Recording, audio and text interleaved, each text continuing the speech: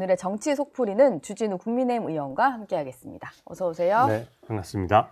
법사위가 매번 하실 때마다 싸우는 것 같은데 네. 어제 또 싸우시더라고요. 네. 일단 나경원 의원 간사 선임권으로 싸우는 거는 이제 그냥 아예 상수로 늘 그걸로 싸우시는 것 같고, 어제는 추미애 위원장이 좀 이거에 항의하는 의원들에게 퇴장 명령까지 좀 내리시는 걸 봤는데 네. 상황이 좀 어떤 건가요? 저는 싸움이라는 표현은 좀 안 맞는다고 생각해요. 싸움, 예. 일방적으로 민주당에서 좀 국회 운영을 이제 강행해서 하다 보니까 생기는 현상이고요.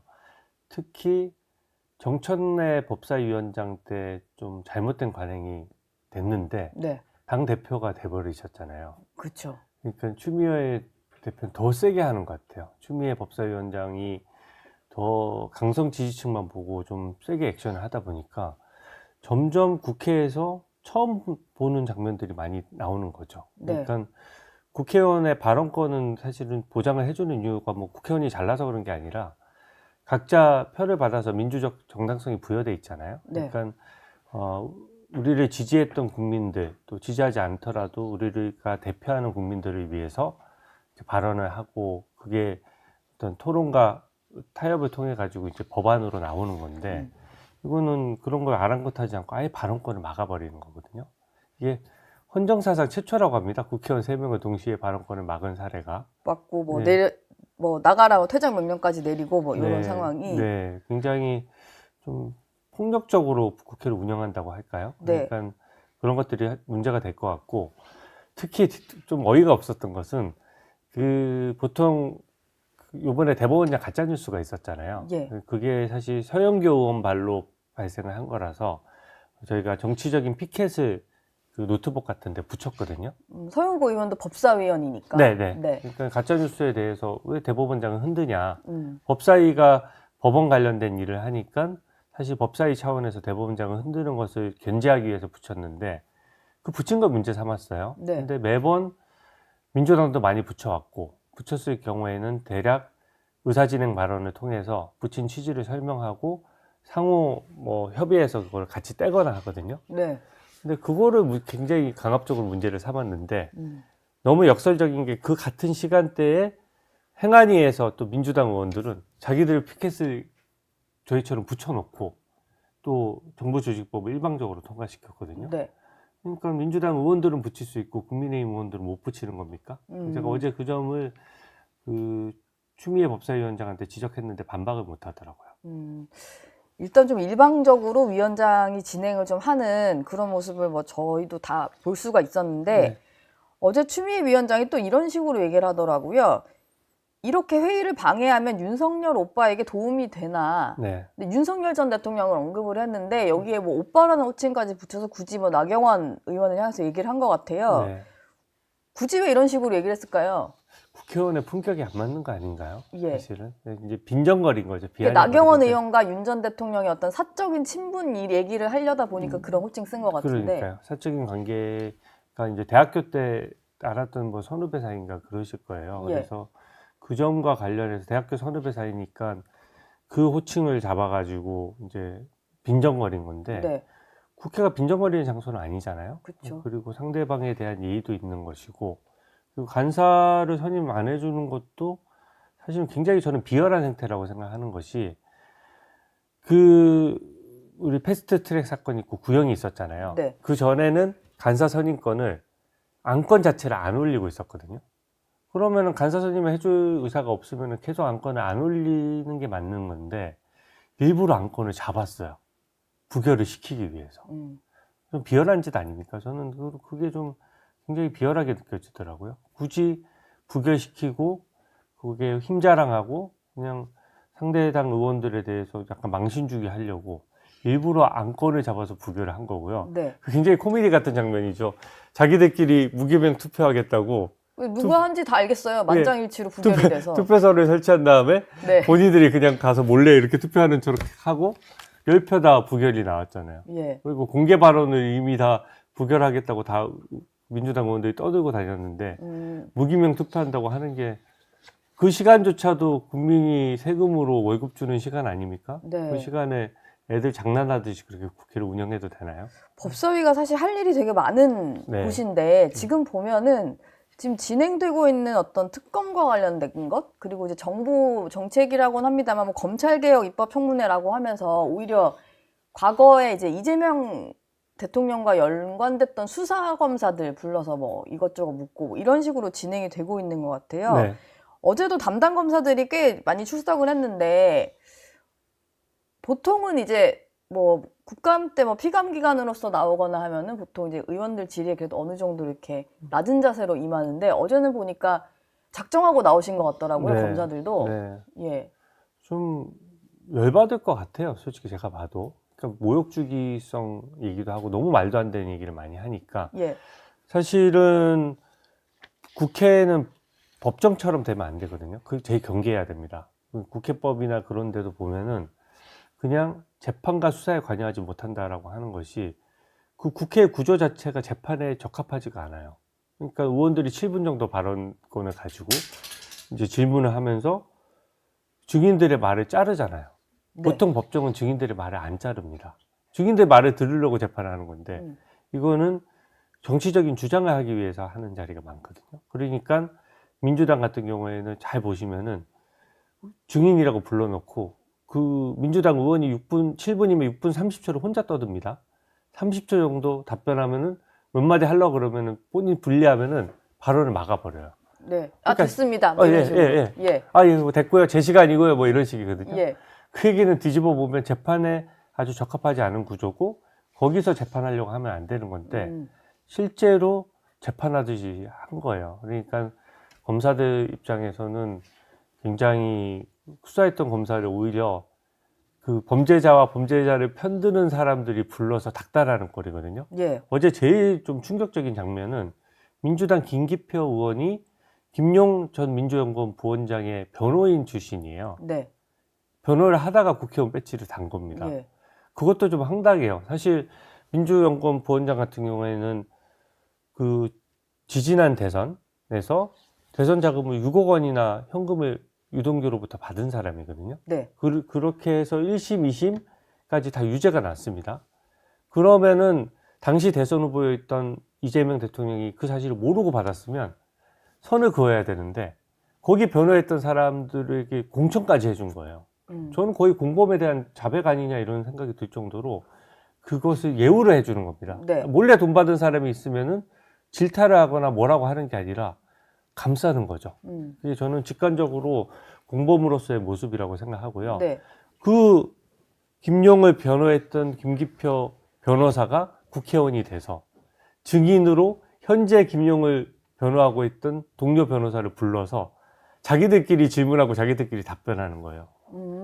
그런 모습이 있었군요. 그래서 네. 김용 연구원 부원장이 마치 뒤집어 썼다라고 하는데 그 장면만 보시면 국회의원이 뭔가 증인을 불러서 왜 김용 민주연구원 부원장에 대해서 막 사건에 대해서 물어보니까 그렇듯하게 들리거든요. 네, 뭔가 실체를 파헤치는 것처럼 보이지만 네. 실제로 보면은 나란히 앉아서 변호했던 동료 변호인들끼리 전현직 변호인이네요. 네, 북치고 장구치고 하는 거예요. 김용 연구원 부원장 사건 조작된 거죠? 예, 조작된 거 맞습니다. 뭐 이런 식인 거죠. 그 뭐 또 한 분 더 있으시잖아요.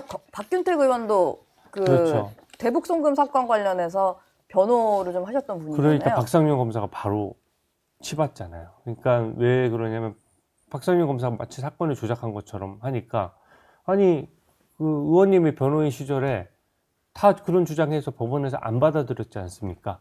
이런 얘기를 하는 거거든요. 예. 오히려 본인이 수사한 이화영 전 부지사 사건은 대법원에서 3심까지 가서 확정 판결이 났고 네.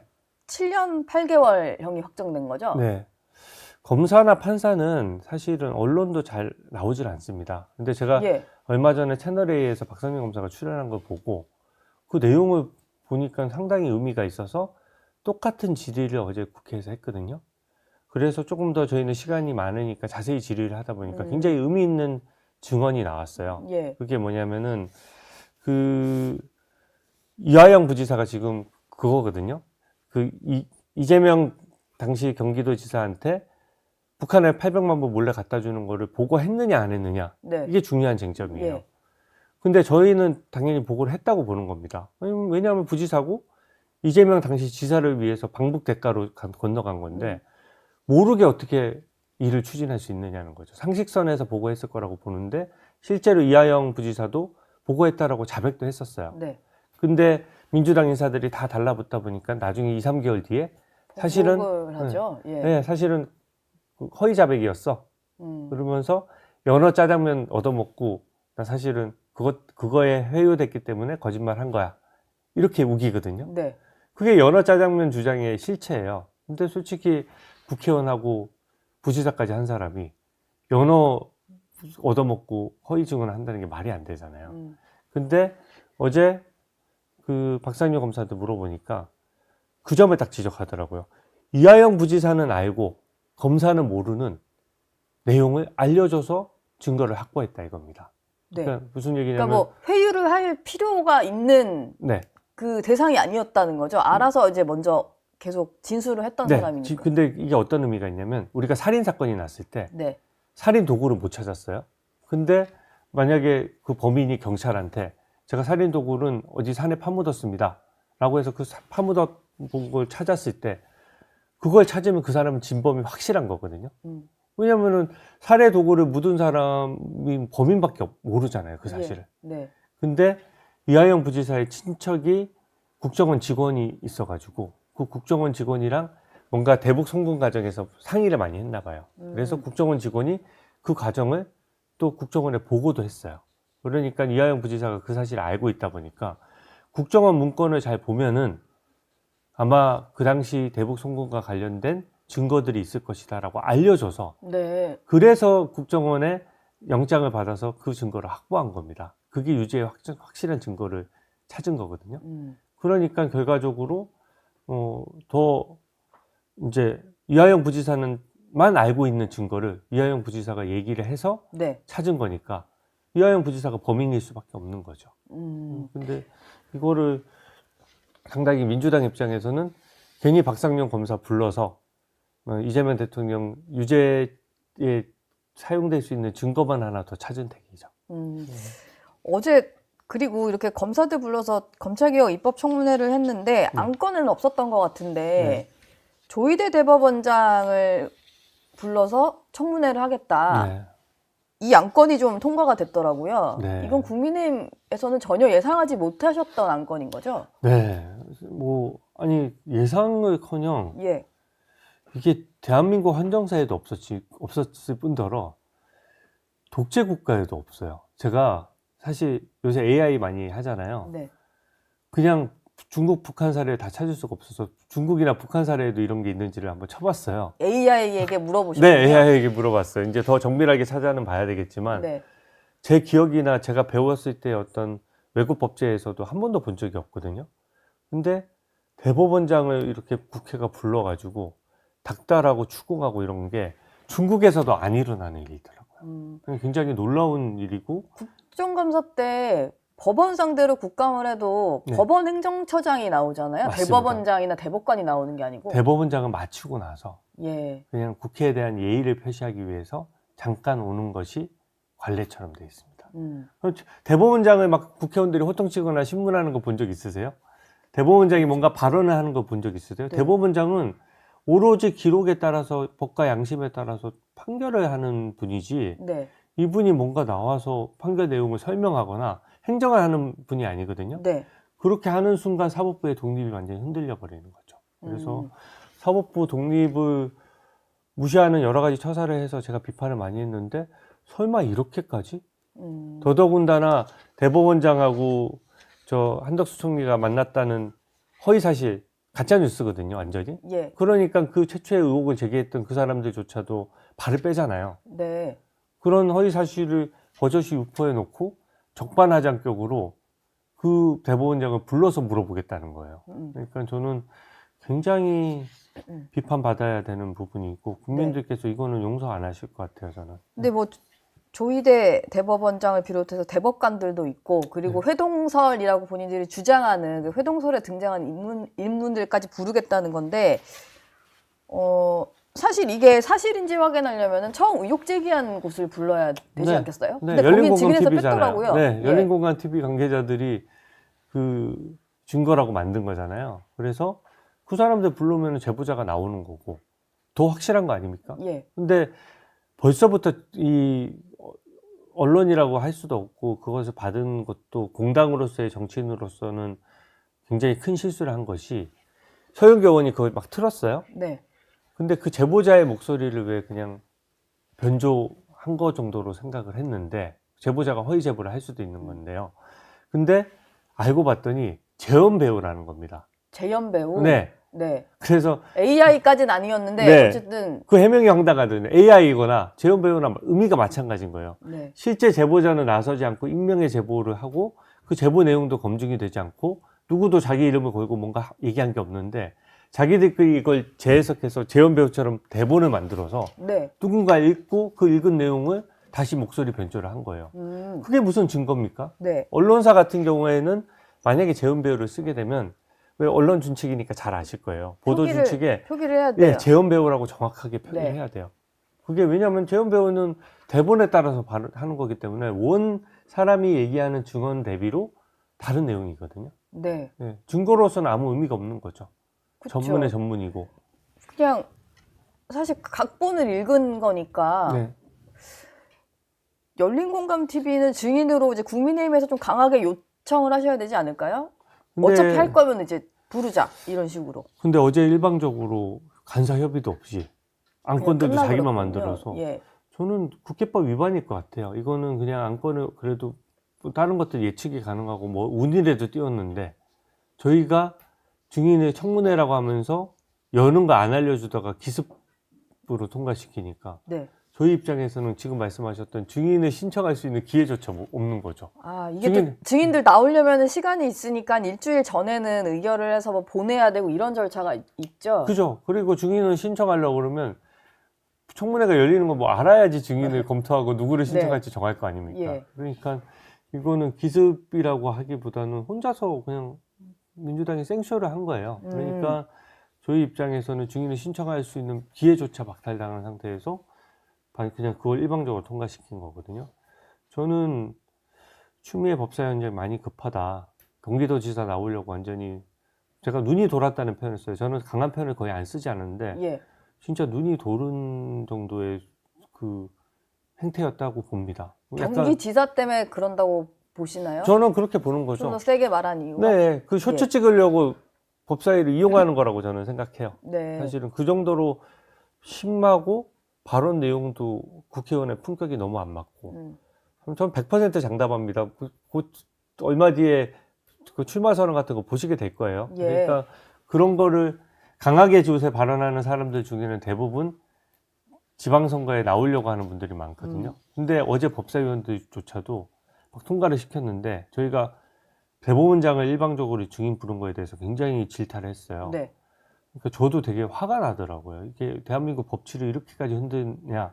그리고 거기 있는 의원들은 민주당 의원들도 법조인 출신들이 많잖아요. 그렇죠. 일반 국민이 느끼는 것 대비로 저희는 더 강하게 느끼거든요. 사법부에 대해서 저도 검사로서도 그렇고 변호사로서도 그렇고 재판했을 때 제 마음에 안 차는 판결도 많이 받았어요. 하지만 거기에 대해서 승복하지 않으면은 우리 대한민국이 어떻게 움직입니까?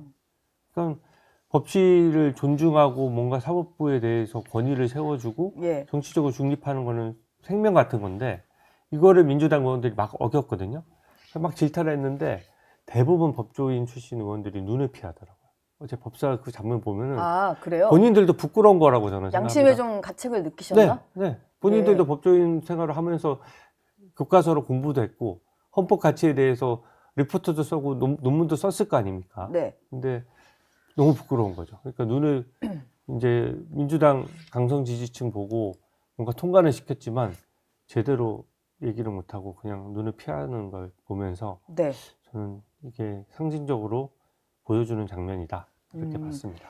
근데 어제 조희대 대법원장이 대법원에서 주최한 국제 행사에서 뭐 세종대왕에 좀 빗대서 왕권 강화를 위해서 법치를 활용하지 않았다 뭐 이런 취지의 얘기를 하시는 걸 들어보면 네. 뭔가 스스로 물러날 생각은 전혀 없어 보이고 사법부 흔들기 시도에 대해서 조용하게 좀 분노하고 계신다는 생각이 좀 들었거든요. 네. 근데 어쨌든 민주당의 목적은 흔들어서 사퇴시키는 거 이게 아닐까 싶어요. 네. 근데 궁극적으로 이렇게 해서 얻으려는 게 뭐가 있을까요?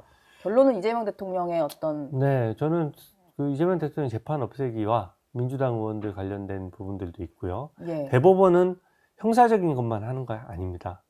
행정소송도 하고요. 그리고 일종의 헌법적 판단도 매개됐을 때 하는 경우가 있어요. 네, 그러니까 대통령령이나 이런 것도 위헌인 것들이 있거든요. 근데 그 저희가 베네수엘라 예를 들었지 않습니까? 베네수엘라가 대법원부터 전부 장악한 다음에 입법 폭주를 시작했거든요. 왜냐하면 폭주가 됐을 경우에 대법원에 제동을 걸면 네, 정치적인 타격을 입고 이제 안 좋게 되잖아요. 그래서 저는 그 관점이라고 보고요. 대법원장은 굉장히 무거운 자리입니다. 사법부 독립을 막는 정말 최후의 뚝 같은 거거든요. 그러니까 아무리 거세게 막 홍수처럼 몰아쳐도 그냥 굳건하게 지키는 거죠. 거기에 대해서 무슨 방송을 하거나 직접 떠들거나 하지도 않습니다. 네. 그냥 묵묵히 그 자리 저는 지키실 것이라고 생각을 하고 아마 판사들도 다 이 상황을 보고 있겠죠. 법관들도 사법부 독립을 흔드는 이 상황을 다 지켜볼 거고 네. 저는 이 사법부의 침묵이 굉장히 민주당이 두려워해야 될 부분이라고 생각해요. 사법부의 침묵이 네, 무거운 침묵이죠, 사실은. 그쵸. 이렇게까지. 예, 네. 사법부는 원래도 발언을 하지 않습니다. 네. 입장도 내지 않고요. 그러니까 이 무거운 침묵에 대해 착각하면 안 되고요. 제일 큰 의도는 그거예요. 대법관을 임명하는 데 있어서 대법원장이 제청해야 되거든요. 예, 대법원장 제청권은 상당한 권한입니다. 네, 그러니까 본인들 입맛에 맞는 아무나 막 대법관을 시킬 수가 없는 거예요. 예. 근데 대법원장이 본인들 입맛대로 바뀌면 이상하게 가능하니까. 대법관 구성도 마음대로 할 수 있으니까 대법관 구성을 빨리 민주당 입맛대로 하려는 계산도 거기 숨어 있는 겁니다. 네. 출석을 다음 주에 안 하실 것 같다는 생각이 들거든요. 대법원장이. 네. 뭐 그러면 또 민주당이 뭐 동행명령장 발부하고 뭐 이런 식의 똑같이 하겠죠. 아무래도. 근데 사법부 독립을 위해서 저는 안 나오시는 게 맞다고 생각해요. 예, 왜냐하면은 국민 앞에 법원이나 대법원의 행정적인 부분은 법원 행정처장이 해명을 해야 되지만 판결에 대해서 어떤 내용을 정치적으로 해명하잖아요. 그러면은 정치적인 중립은 바로 깨지는 겁니다. 그럼 다수당의 입맛대로 다수당 입장에서 마음에 안 드는 판결은 무조건 비판하겠죠. 예, 이게 지금 그런 꼴 아닙니까? 이재명 유죄 줬다고 대법원장 부르는 꼴이거든요.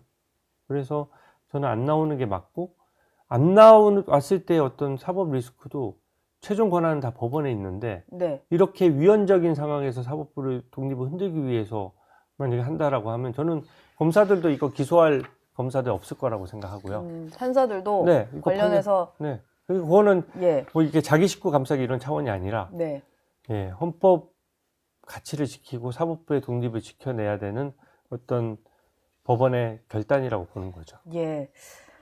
사법개혁 얘기까지 좀 해봤고요. 지금 민주당에서는 또 하나 추진하고 있는 게 김병기 원내대표가 배임죄 폐지를 이번 정기국회 내에 처리하겠다라고 얘기를 했어요. 네. 그러다 보니까 과거에 이재명 대통령이 성남시장 시절에 네. 배임죄 폐지에 대해서 반대했던 뭐 의견까지도 뭐 다시 회자가 되고 있고 네. 주진우 의원께서는 이제 배임죄 폐지의 1호 수혜자가 이재명 대통령이 될 거다 네. 이렇게 얘기를 하셨잖아요. 이게 그거를 대장동 부정할 수 사건 있습니까? 때문에? 지금 현재 배임죄로 기소돼 있는 게 대장동 비리, 백현동 비리, 성남 FC 사건 그리고 경기도 법인카드 유용 사건이에요. 4건이고 네, 배임한 액수가 4,800억입니다. 거의 당군 이래 거의 최대 규모의 피해예요. 왜냐하면 대장동 비리만 하더라도 그냥 민간업자가 1,000배 수익을 얻다 보니까 7억 투자하고 7천억 가져갔거든요. 네, 그러니까 역대 이랬던 적이 있어 라고 할 정도로 국민들이나 그 주변 분들이나 입주민들은 피해를 본 거예요. 사실 그것을 시행한 사람들이 가져가니까 땅은 한정적인데 그 인허가권을 헐값에 팔아넘긴 거나 마찬가지거든요. 그러니까 성남 시민들이 명백히 피해를 본 거죠. 네. 그 돈을 환수했다면 성남 시민들한테 더 좋은 환경의 어떤 행정을 더 이렇게 제공할 수 있었잖아요. 그러니까 결국은 성남 시민의 주머니 돈인데 그 배임 액수가 4,800억입니다. 그러면 재판을 해야 되는 거 아닌가요? 예, 재판을 해야 되고 네, 그 재판과 관련해서 배임죄가 완전히 폐지되면 그것은 다 날아가는 거예요. 그러니까 법원의 판단을 받을 필요조차 없어지게 되는 거거든요. 근데 1호 수혜자라는 걸 부정할 수가 있을까요? 그리고 기존에 민주당 그 전 의원 중에 재윤경이라는 의원이 있는데 삼성 관련돼서 맨날 배임죄로 처벌하라고 한 의원이 있었습니다. 네. 이재명 대통령이 계속 그분 글을 트위터에 올리면서 굉장히 극렬 지지했었어요. 그러면 그 당시에, 과거에는. 그 당시에 이재명 대통령이 기소되기 전과 기소된 후가 왜 이렇게 다르며, 하나만 보면 알 수 있습니다. 경기도 법인카드 유용 사건도 사실 사건이 쉽잖아요. 경기도 법인카드 갖다가 개인적으로 썼다는 거 아닙니까? 네. 그리고 관용 차량도 개인적으로 쓴 것을 문제 삼는 건데, 그게 배임죄로 기소돼 있어요. 그럼 말 그대로 배임죄를 완전히 폐지하잖아요. 그러면 이제 반대로 지자체장들은 법인카드 들고 다니면서 개인적인 용도로 다 써도 된다는 뜻이거든요. 아, 그게 그렇게 되네요. 왜 그게 처벌 공백이 그렇게 큰 경우가 어디 있습니까? 그러니까 국민 혈세를 받아서 쓰는 사람들이 사실상 횡령처럼 그 돈을 쓰다가 법인카드를 막 써버리는 걸 배임이라고 하는 건데, 네.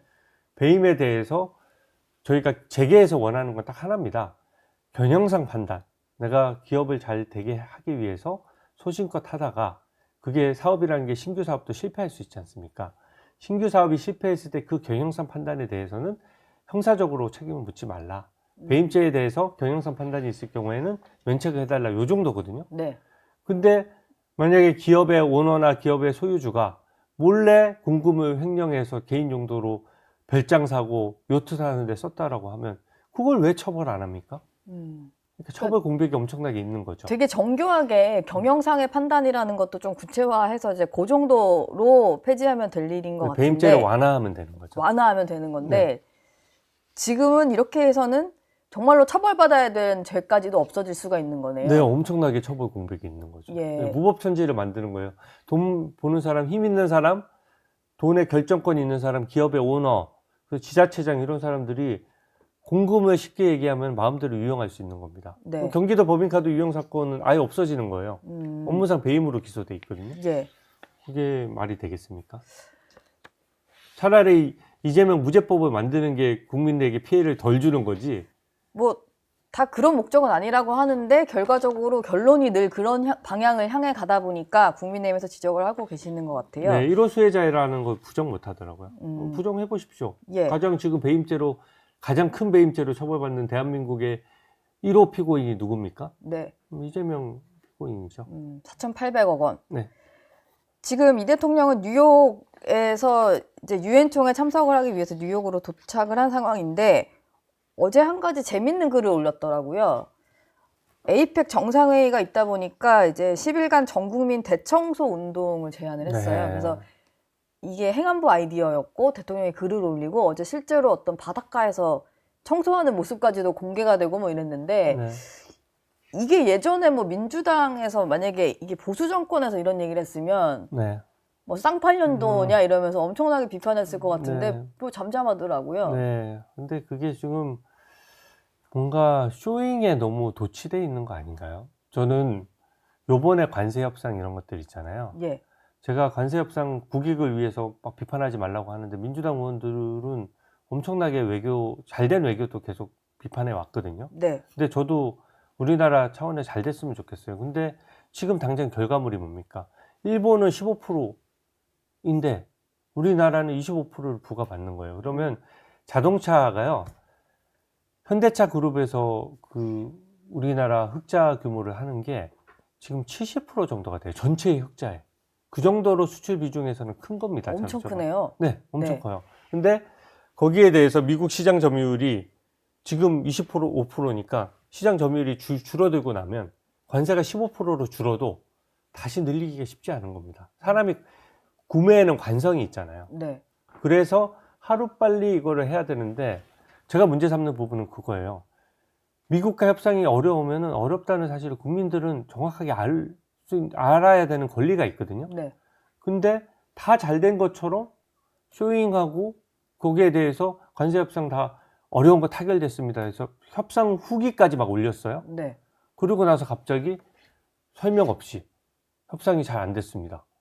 그러니까 협상이 잘 됐다고 얘기하는 이재명 대통령과 협상이 잘못됐다고 얘기하는 이재명 대통령이 다른 사람이 아니잖아요. 그러니까 한 입으로 두 말하는 거죠. 그래서 지금 외교에 있어서 에이펙 정상 이런 거에 중요한 거는 관세 협상이랑 연동해가지고 에이펙 하는 김에 한미 정상회담이랑 한 번이라도 더 만나서 이걸 풀어나가야 될 거 아닙니까? 네. 근데 지금 국민들한테 청소하라고요? 국민들은 청소를 하고. 네.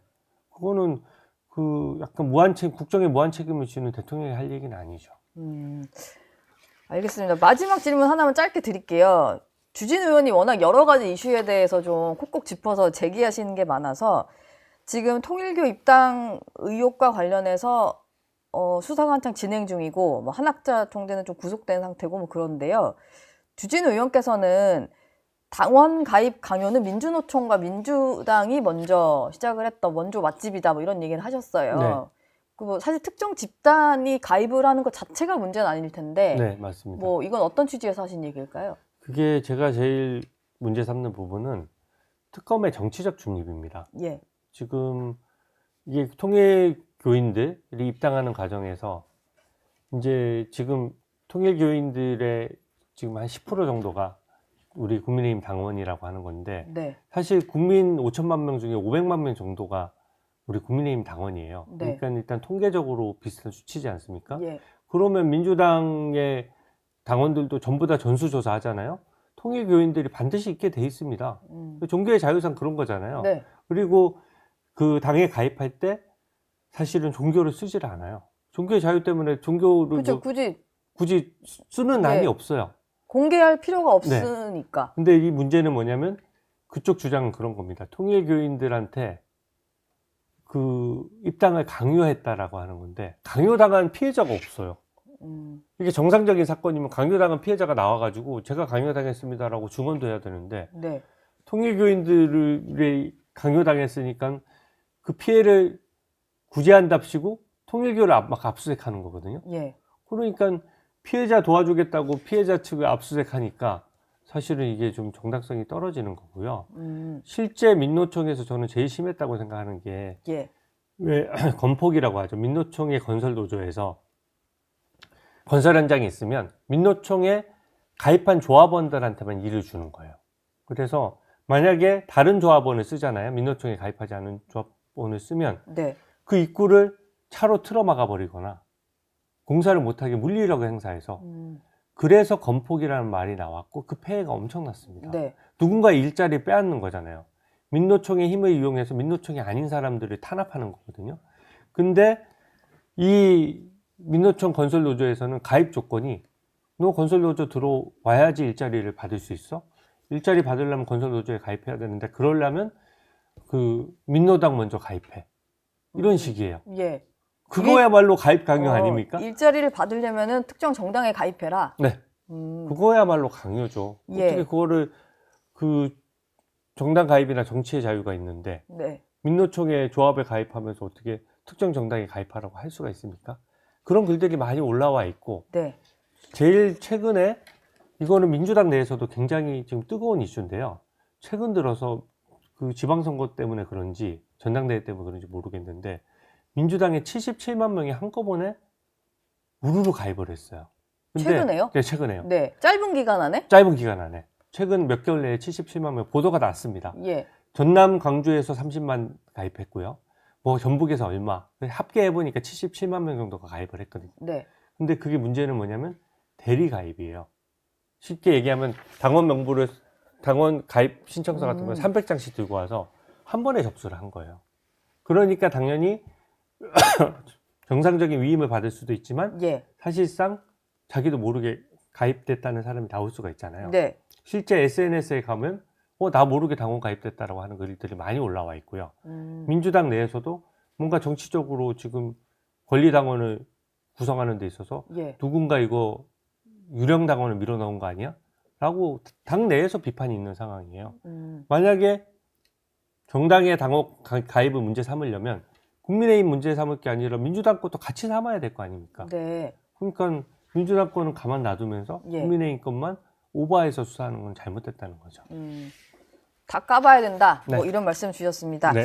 지금까지 주진우 국민의힘 의원과 함께했습니다. 오늘 말씀 고맙습니다. 네, 감사합니다.